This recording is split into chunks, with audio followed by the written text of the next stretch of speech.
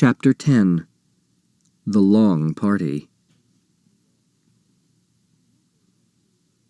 "I hope we're not too early." Grace Windsor Wexler always arrived at parties fashionably late, but not tonight. She didn't want to miss a thing, or a clue, or wait around in her apartment with a murderer on the loose.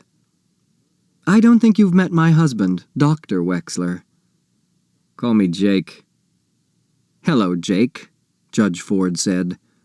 A firm handshake, laugh lines around his eyes. He needed a sense of humor with that social-climbing wife. "What a lovely living room, so practically furnished," Grace commented. "Our apartments are identical in layout, but mine looks so different. You must come see what I've done with it. I'm a decorator, you know. 3 bedrooms do seem rather spacious for a single woman." What does she mean, 3 bedrooms? This is a 1-bedroom apartment. "Would you care for an appetizer, Mrs. Wexler? I'm curious to know exactly how you are related to the Westing family." The judge had hoped to take the heiress by surprise, but Grace gained time by coughing. "Goodness, that ginger is spicy. It's the Szechuan cooking style, you know. How am I related? Let me see. Uncle Sam was my father's oldest brother, or was he the youngest brother of my father's father?" "Excuse me, I have to greet my other guests." The judge left the prattling pretender. Father's brother or father's father's brother. If the relationship was on the paternal side, her maiden name would be Westing. The party went on and on. No one dared be first to leave. Safety in numbers, especially with a judge there. So the guests ate and drank and jabbered, and they watched the other guests eat and drink and jabber. No one laughed. "I guess murder isn't very funny," Jake Wexler said. "Neither is money," Mr. Hu replied glumly. Deciding that his wife had found the perfect partner, the podiatrist moved on to the 2 women standing in silence at the front window. "Cheer up, Angie Pie, you'll see your Denton soon enough." His daughter twisted out of his embrace. "Are you all right, Angela?" "I'm fine." She was not fine. Why did they ask about Denton all the time, as though she was nobody without him? No, it wasn't just that. It wasn't even the humiliation of her mother chiding her about the twin costume in front of everybody and sending her back to their apartment to change clothes. It was more than that. It was everything. Jake turned to Madam Hu. "Hi there, partner."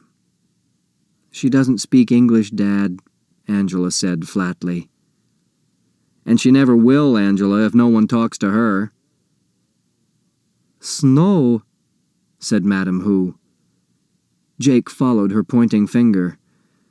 "That's right, snow. Lots and lots of snow. Snow, trees, road, Lake Michigan." "China," said Madam Hu. "China? Sure, why not?" Jake replied. "China." Angela left the chatting couple. Why couldn't she have made some sort of friendly gesture? Because she might do the wrong thing and annoy her mother. Angela, the obedient daughter, did only what her mother told her to do. "Hello, Angela. One of these tidbits might cheer you up." Judge Ford held the tray before her. "I hear you'll be getting married soon."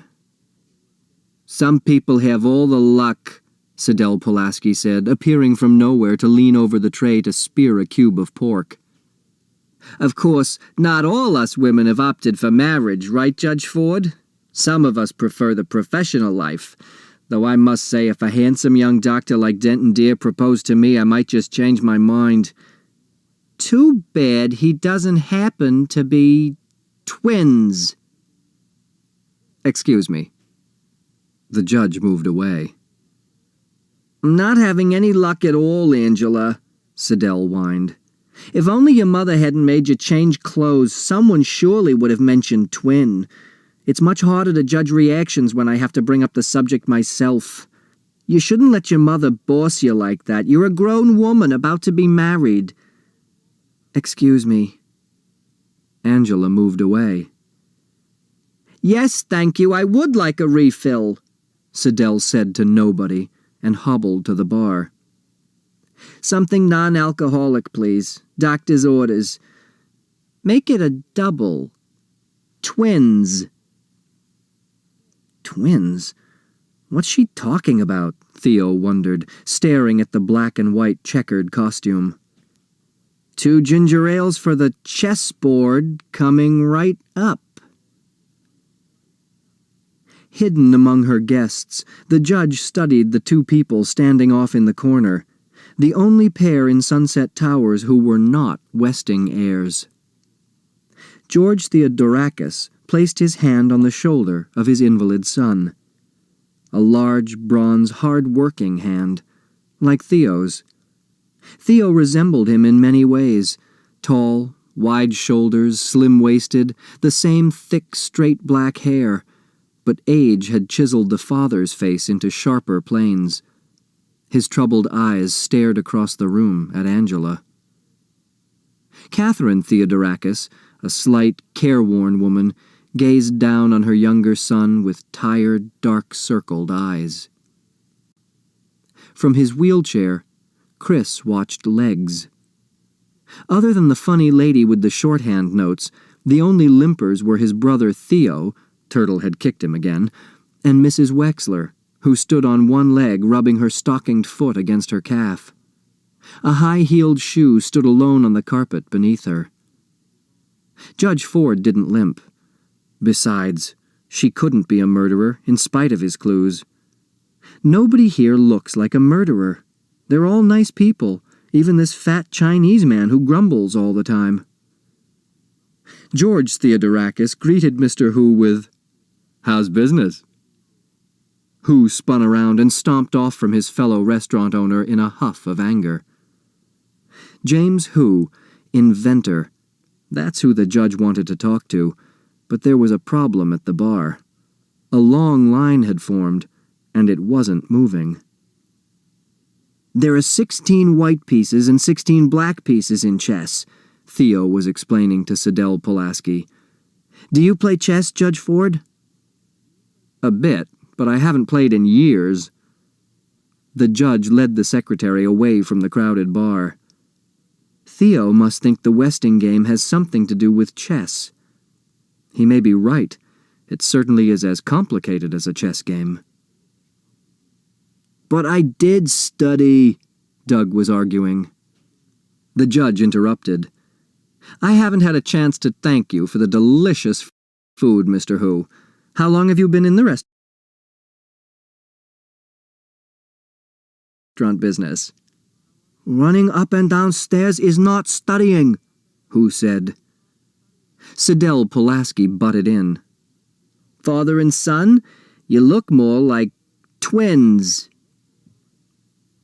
You're equal partners with that Theodorakis kid, Hu continued. Why didn't you insist on holding the meeting in our restaurant instead of that greasy coffee shop? Because some people don't like chow mein for breakfast, Siddell Pulaski replied. There you are, dear. Grace patted a stray wisp of Angela's hair into place. We must do something about your coiffure. I'll make an appointment for you with my hairdresser once the snow is cleared. Long hair is too youthful for a woman about to be married. I can't understand what got into you, Angela, coming to this party in that old checkered dress and those awful accessories. Just because your partner dresses like a freak. She's not a freak, Mother. I was just speaking to Mr. Hu about catering the wedding shower on Saturday. I arranged for little Madam Hu to serve in one of those slinky Chinese gowns. Where are you going? Angela? Angela rushed into Judge Ford's kitchen. She had to get away. She had to be alone, by herself, or she'd burst out crying. She was not alone. Crow was there. The 2 women stared at each other in surprise, then turned away.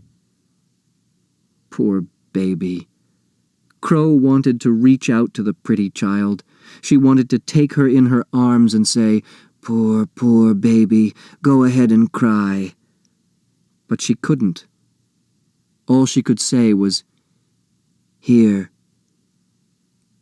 Angela took the dish towel from the cleaning woman and bunched it against her face to muffle the wrenching sobs.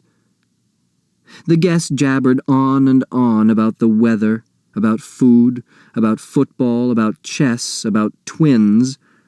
Turtle was slumped on the couch, scornful of dumb grown-up parties. You'd think one of them would know something about the stock market. She missed Sandy. Sandy was the only one in this dumb building she could talk to. "Remember that quotation, 'May God thy gold refine'?" Flora Bomback asked. "Let's take a poll. I'll bet 10 cents it's from the Bible." "Shakespeare," Turtle argued, "and make it $10. "Oh, my. Well, all right. $10. Together they made the rounds. 4 votes for the Bible, 3 for Shakespeare, and 1 abstention.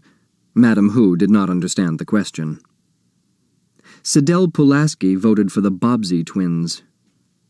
"And how do you know those words were in the will?"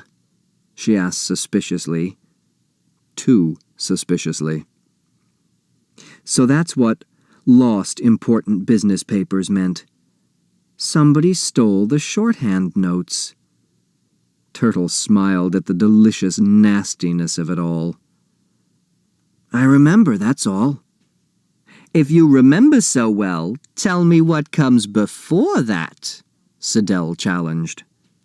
"I don't know, what?" The secretary had an audience now. "I don't mind telling you, but not if you ask like that." Theo said, "Please," not Turtle. Sidel turned toward him with what should have been a gracious manner, but she grimaced when the top of the crutch poked her in the chest. "The exact quotation," she announced loudly, hoping she was right, "is, 'Spend it wisely, and may God thy gold refine.'" Right or wrong, her guess was received with groans of disappointment. The heirs had expected more. A hint, a clue, something. It was time to go home.